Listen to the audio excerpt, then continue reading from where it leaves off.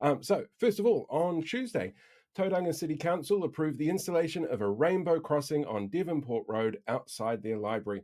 This is the result of a 6-year campaign by the local LGBT community, which saw massive levels of hate and vitriol from some members of the traditionally conservative community.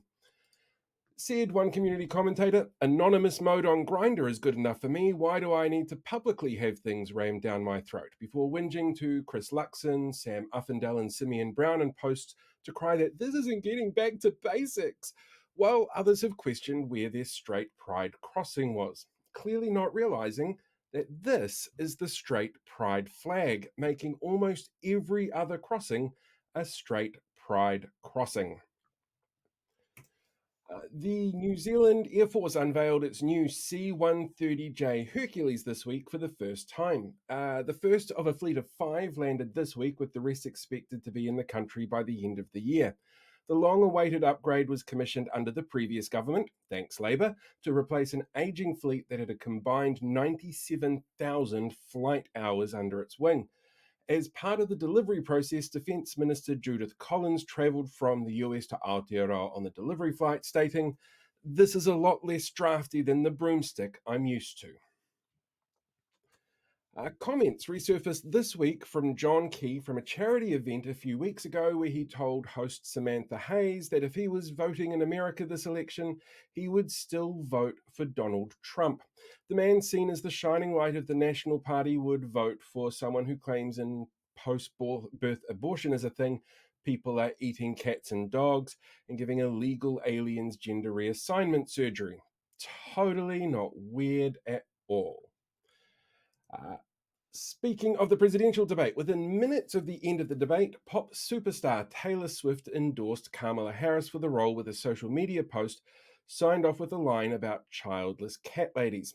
Pundits believe this endorsement alone could see a huge boost for Harris and younger voters, and it led to a direct exponential spike in voter registration.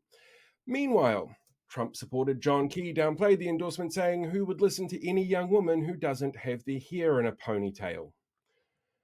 Technology Minister Judith Collins announced this week that the government would be creating its own AI known as GovGPT, a ring-fenced large language model that will be able to access government data on individuals to learn from.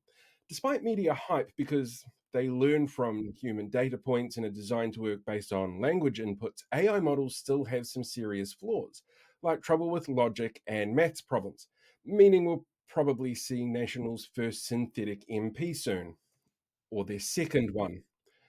It was revealed earlier this week as well that David Seymour, seen here showing an audience the hand movements you use to throw out a constitutional living document, seemingly had preferential funding for his new Ministry of Regulation, which has paid out nearly $500,000 in consultation fees for contractors in the last 6 months. This was after revelations last month that civil servants in the ministry were on far higher average salaries compared to other government ministries.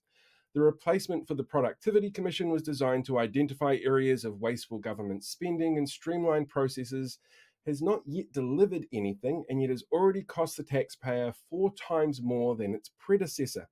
If they're looking for bloated bureaucracy and wasteful spending, then I hate to be the one to tell them, but the call's coming from inside the House. Research then into the free school lunch program released to the government this week has shown universal access to free lunch programs have immense positive impacts on students' abilities to learn. Associate Education Minister David Seymour said, "It's a good thing we saved those school lunches from whoever it was that was threatening to cut them." Now, spare a thought this week. There are going to be some really scared politicians out there who will no doubt be feeling upset, confused, and angry as Te Wiki o Te Reo Māori begins tomorrow. This is the first Maori Language Week since the start of the coalition being in power and taking over an office. Before they, started to hack and slash at anything Māori. But a week where increased presence of the languages everywhere is bound to send shivers down their spines. My advice to them, if they're too scared to face the language, tu whitia te hopu mai rangatia ti angitu. And finally, on Tuesday in Nashville, Tennessee, rock star John Bon Jovi successfully talked a woman out of committing suicide by jumping off a bridge. He reportedly told her that she had to hold on to what she's got. Okay, that's it for the news. I finish on a terrible, terrible joke, but a true story. John Bon Jovi did actually talk a woman out of committing suicide, which I think is absolutely amazing. And with that, I'm done. News is done.